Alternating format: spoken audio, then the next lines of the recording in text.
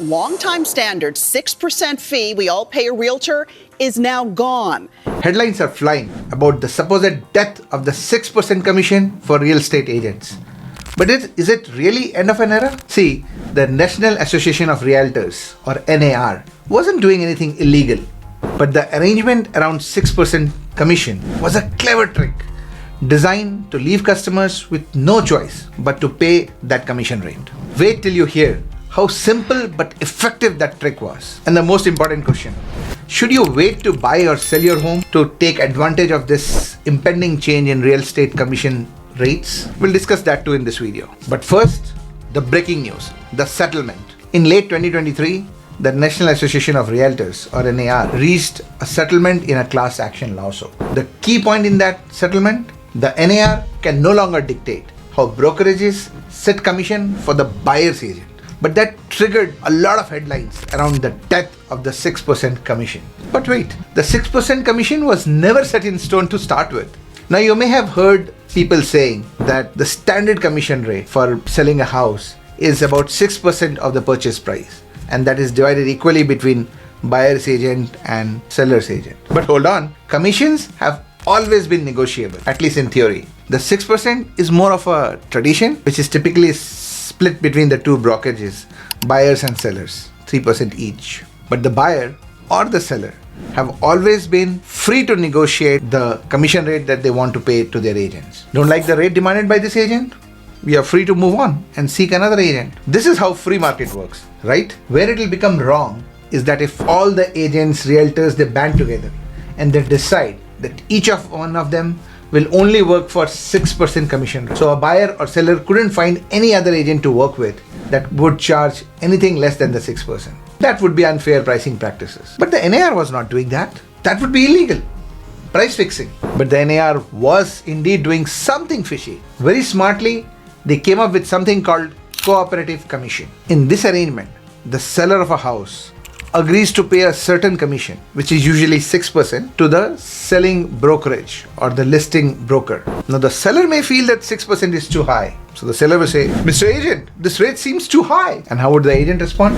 Oh, you don't understand. Half of this money is going to go to the buyer's agent. Then this seller's agent turns around and advertises that he has a property that he's selling where he's going to offer the buyer's agent 3% commission. Did you see what happened? The buyer's agent got 3% commission without having to ask either the buyer or the seller. And the seller's agent got the seller to agree to a high 6% commission, explaining that he needs it in order to sell the house because buyer's agent would be expecting that commission. Now imagine if I'm another agent who is not part of this NAR, so I do not offer a commission to the buyer's agent on my listing. Then a buyer's agent would most likely not show my listing to his buyer because I have not upfront agreed to pay him any commission. This is called steering their clients away from my listing. But by doing that, they may not be serving the best interests of their client. But he, the buyer's agent, sticks to one of the selling agents who is offering cooperative commission. And at the end of the day, this commission is also high because it's split between 4 entities: the selling broker, the selling agents, the buying broker, and the buying agent. Now let's take an example. The average price of a house in US is about $400,000, a single family home. So when this house sells, the listing brokerage gets about $24,000 as their 6% commission. Now this money is typically split like this. The first split is 50-50 between the listing broker and the buyer's agent broker. And then the second split is typically 40-60 between the brokerage and the actual agent who works for that brokerage. So in our example, the 24,000 commission would be split like this. Listing agent's broker will get 60% of the 12,000, that is half, that comes to the listing broker. So he'll be getting $7,200. The listing agent's broker will be getting the remaining 40%, which is $4,800. And the similar split will happen on the buyer side as well. Everyone makes money and is happy.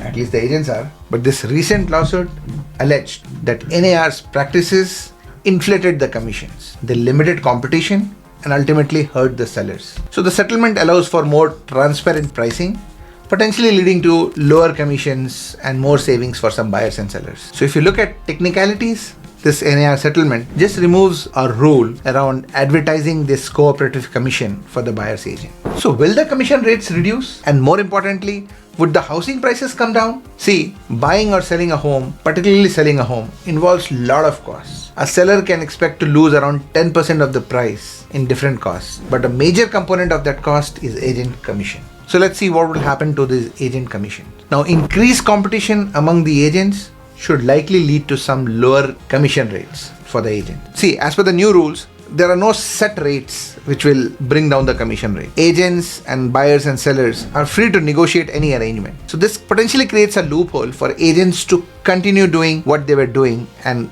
continue with the same rates which were conventionally used. Now, if the buyer agent has to be paid by the buyer and not seller or the agent, then home buyers may start asking seller for a standard concession in the price, which will essentially allow them to pay the buyer's commission, buyer agent's commission. Again, that would keep the things same as they are today. But what happens if a seller says, no, I'm not going to offer any commission to the buyer agents or any concession that will help the buyer pay its agents? For one, buyer can move on to try find another seller which can offer some of these concessions. And in a hot property market, the buyer may just have to foot the bill himself or herself. Now, till now, at least the buyer did not have to worry about the agent's commission, even the buying agent's commission. Having to factor this additional expense may cause problems for certain buyers who do not have a lot of flexibility and a lot of money saved when they go out and start trying to buy a house. It will make it slightly tougher for such buyers to navigate the housing market. So here is one business model that I predict would emerge and do much better in this new norm: discount brokerage. Such brokers help you sell your house and sometimes buy your house as well, typically for a low flat fee, say $1,000. These could become Robin Hood